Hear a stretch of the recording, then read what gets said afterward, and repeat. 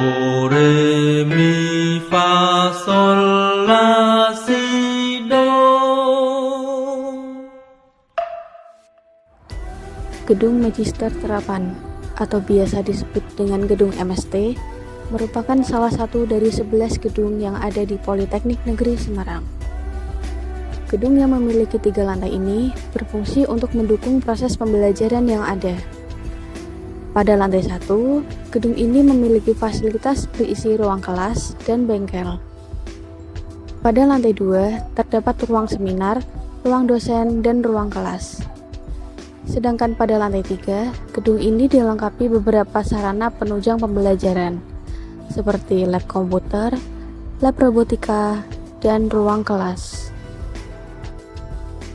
Halo teman-teman, perkenalkan nama saya Albertus Sebastian Bagas Turidianto. Saya dari kelas PPG 3C dengan NIM 411232203.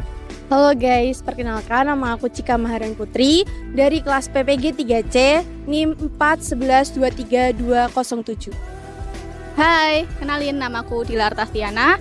Aku dari kelas PPG 3C NIM 411232209. Oke, kenalin nama aku Muhammad Alfian Ardiansyah. Aku dari kelas PPG 3C. Aku dari NIM 411232215. Saya Musyafa Bayu Setiaki, kelas PPG 3C, NIM 411232218. Halo teman-teman, kali ini kelompok kami, kelompok Gedung Magister, ingin menjelaskan tentang sistem elektrikal di Gedung Magister. Gedung Magister yang menjadi objek observasi kelompok kami memperoleh pasokan listrik dari sebuah trafo yang berada di dalam kawasan Politeknik Negeri Semarang. Trafo tersebut terletak tepat di belakang Gedung Magister dan berfungsi sebagai sumber utama penyaluran energi listrik yang kemudian didistribusikan ke dalam bangunan untuk memenuhi kebutuhan operasional bangunan. Trafo sendiri merupakan peralatan listrik yang berfungsi untuk menaikkan atau menurunkan tegangan listrik tanpa mengubah frekuensi dengan prinsip kerja induksi elektromagnetik. Dalam sistem kelistrikan bangunan, trafo digunakan untuk menyesuaikan tegangan listrik dari jaringan distribusi agar dapat digunakan oleh peralatan listrik di dalam gedung. Pada bangunan pendidikan seperti perguruan tinggi 3 lantai, pasokan listrik biasanya berasal dari jaringan tegangan menengah milik perusahaan listrik negara sekitar 20 kV. Tegangan ini kemudian diturunkan oleh trafo menjadi 380 per 220 volt yang termasuk tegangan rendah sesuai ketentuan dalam PUIL 2000. Tegangan 380 volt digunakan untuk sistem 3 fasa, sedangkan 220 volt untuk penerangan dan stop kontak. Jika trafo ditempatkan di luar bangunan magister, biasanya digunakan trafo distribusi tipe outdoor seperti trafo minyak yang dirancang untuk bekerja di luar ruangan. Listrik dari jaringan PLN masuk ke trafo, kemudian tegangannya diturunkan dari 20 kV menjadi 380 per 220 volt. Setelah itu, listrik disalurkan melalui kabel menuju main distribution panel atau MDP di dalam gedung magister untuk didistribusikan ke seluruh instalasi listrik di bangunan tersebut. Selanjutnya, listrik yang bersumber dari trafo akan didistribusikan ke dalam gedung MST dan diterima oleh main distribution panel atau bisa kita sebut dengan panel utama.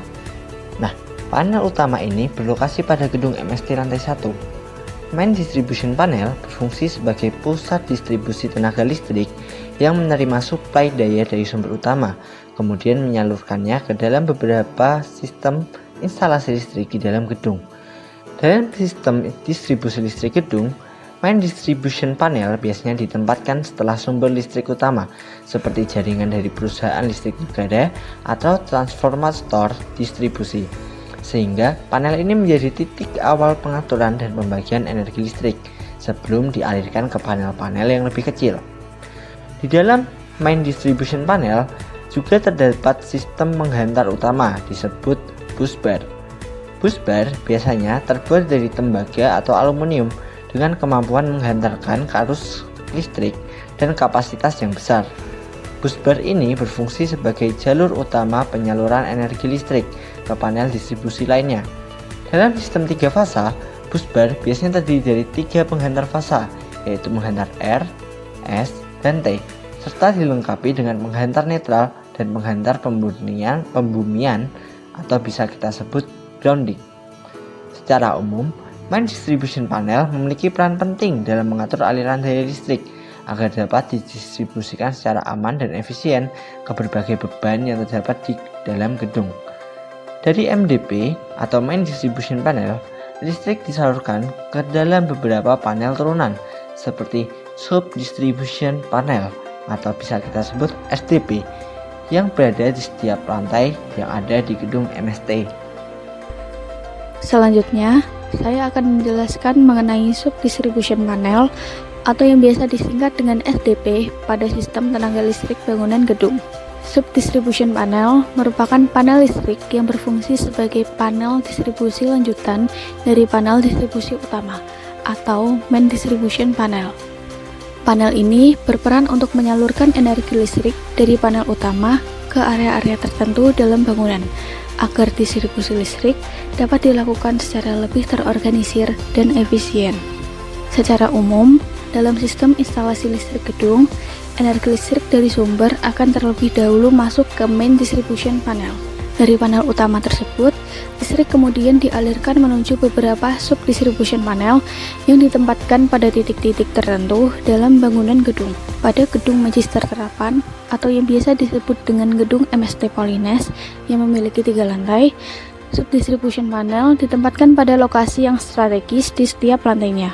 Penempatan ini bertujuan agar sistem distribusi listrik pada gedung MST dapat tersusun dengan lebih rapi, mudah diakses, serta memudahkan proses pengoperasian maupun perawatan instalasi listrik.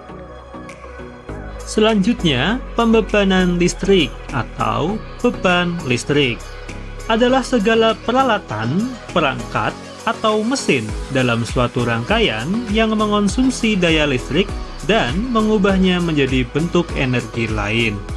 Beban listrik sendiri diklasifikasikan menjadi 3, yaitu yang pertama, beban listrik yang bersifat resistif murni, yang merupakan beban-beban listrik yang menghasilkan panas dan cahaya. Pada gedung MST, contoh beban resistif adalah solder yang digunakan untuk kepentingan bengkel dan lab. Kemudian, ada beban listrik yang bersifat resistif dan induksi, yaitu beban-beban listrik yang terbuat dari belitan atau lilitan, serta menghasilkan sifat elektromagnetis. Contohnya adalah lampu tub yang berfungsi sebagai pencahayaan buatan di dalam gedung. Lalu, beban listrik yang bersifat kapasitif, yaitu beban listrik yang terbuat dari kapasitor. Kebanyakan alat elektronik pada gedung MST termasuk dalam jenis beban listrik kombinasi, yaitu gabungan antara 3 jenis beban listrik yang sudah disebutkan. Contoh alat elektronis yang termasuk dalam beban listrik kombinasi adalah LCD proyektor, AC atau AC sentral, kipas angin, pemindai biometrik, dan seterusnya. Berdasarkan hasil survei pada gedung MST, sistem instalasi listrik pada gedung ini telah dilengkapi dengan beberapa sistem proteksi untuk menjaga keamanan instalasi dan pengguna gedung dari gangguan listrik seperti arus lebih maupun hubungan singkat. Salah satu perangkat proteksi yang digunakan adalah MCB, Miniature Circuit Breaker, yang terpasang pada panel listrik. MCB berfungsi untuk memutus aliran listrik secara otomatis apabila terjadi arus lebih atau konsleting sehingga dapat melindungi kabel instalasi dan peralatan listrik di dalam gedung. MCB bekerja dengan 2 sistem pengaman, yaitu thermal dan magnetik. Sistem thermal bekerja saat terjadi beban lebih, sedangkan sistem magnetik bekerja dengan cepat ketika terjadi hubungan singkat. Selain itu, MCB juga memiliki beberapa jenis seperti tipe B, C, dan D. Pada bangunan pendidikan seperti gedung MST, jenis yang paling umum digunakan adalah MCB tipe C karena sesuai untuk instalasi listrik dengan beban sedang seperti lampu, stop kontak, dan peralatan elektronik yang digunakan dalam kegiatan perkuliahan. Selain sistem proteksi listrik, gedung MST juga dilengkapi dengan sistem cadangan listrik berupa genset untuk mengantisipasi apabila terjadi pemadaman listrik dari sumber utama. Genset berfungsi sebagai pembangkit listrik cadangan yang akan digunakan ketika listrik utama padam, sehingga beberapa sistem penting di dalam gedung tetap dapat berfungsi.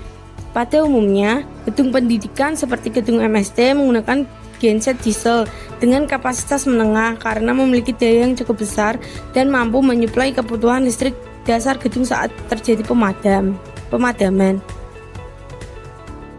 Sekian pemaparan dari kelompok kami. Bila ada kurang atau lebih kami mohon maaf. Wassalamualaikum warahmatullahi wabarakatuh.